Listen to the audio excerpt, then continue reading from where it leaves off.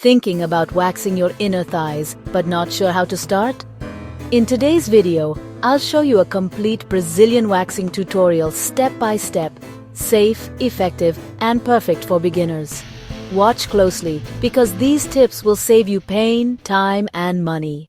Before waxing, preparation is key. Take a warm shower to soften the hair and open the pores. Trim the hair to about 1/4 inch.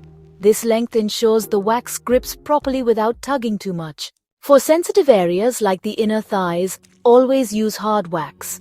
Unlike soft wax, hard wax attaches to the hair, not the skin, making it less painful and safer for delicate areas. So, you want to apply the wax in the direction of hair growth and work in small sections. Oh, and always keep the skin taut to avoid bruising or pulling, okay?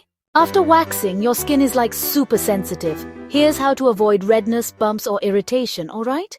To keep your inner thighs smooth for weeks, you gotta prevent ingrown hairs by gently exfoliating the area 2 to 3 times a week once the skin has calmed down. Just use a mild sugar scrub or an exfoliating mitt. And that's it, your complete Brazilian waxing tutorial for the inner thighs.